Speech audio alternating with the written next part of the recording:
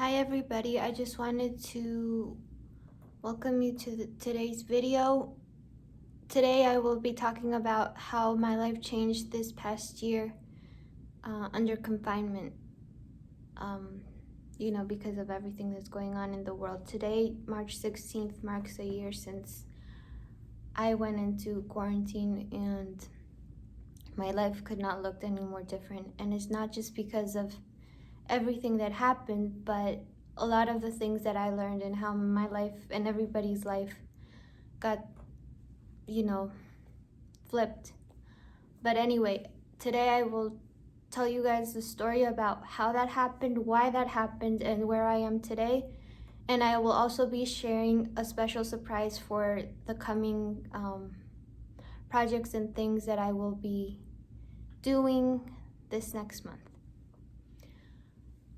So when the quarantine started last year, my life didn't change drastically from everybody going out and everything. I was working from home before that.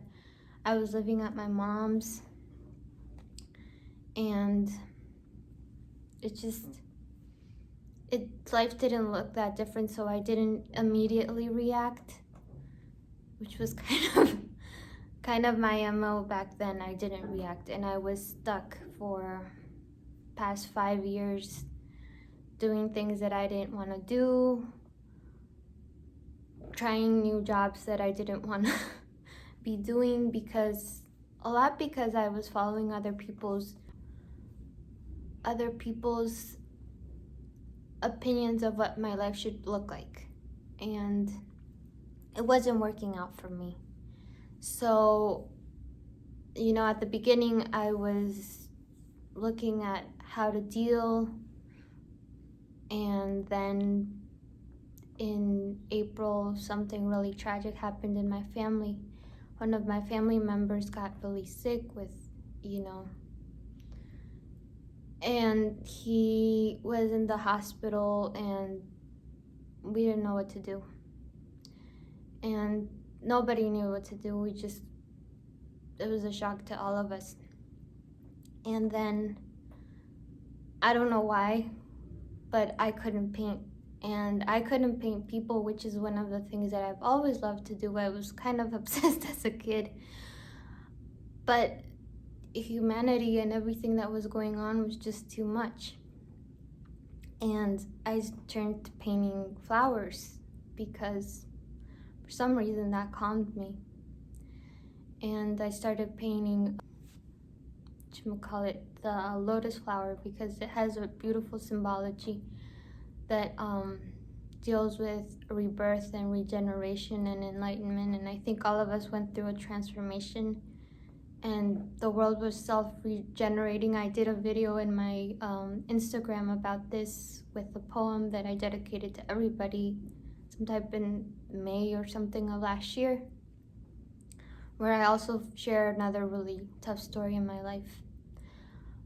But, through all of this, my family was struggling. I was seeing a lot of my friends going through the same things, losing parents, losing uncles, losing family members and friends, and it was just heartbreaking, and I didn't know what was gonna happen. Nobody did. Because, before that, it just, for me, life, like I said, hadn't been looking that different, but I was doing work. I had gotten commissioned for a couple of things, and, my life was going okay, in comparison to a lot of people who lost their jobs. But I still felt really stuck and really sad because of everything that was going on. And then in June, I think, when I finished doing a commission for my sister for a poem that she wrote, which is really cute, my aunt commissioned me to do a really big painting, and I started it, and then again in July, tragedy hit, and we lost my uncle, and the whole family just another utter disaster. It just was not a good time for any of us, and I couldn't paint. But I had made a commitment, and after, I don't know, 4 or 5 weeks of that, I started to finish the painting that I had started, and that pulled me out again. And that's when I knew, what had happened to my uncle, besides all of the tragedy. And I have no idea how my cousins dealt. I think they're the strongest people I know. I know my aunt is. To have been with somebody for like 40 years of your life and then suddenly lose them, it's got to be hard. And it was hard on all of us.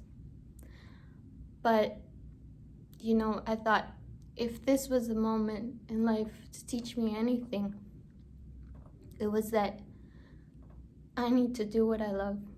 I need to do it no matter what. And so I did.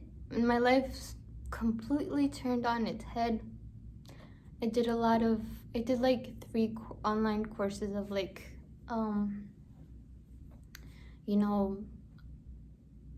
just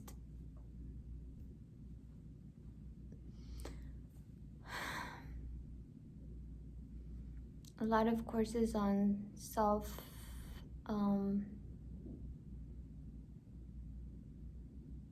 self-help and self-improvement, and they were really, really helpful. They were both in Spanish by the Enrique Corbera Institute, and that pushed me to use the money that I had saved up from the commissions that I had to look for an apartment in Baltimore and move here.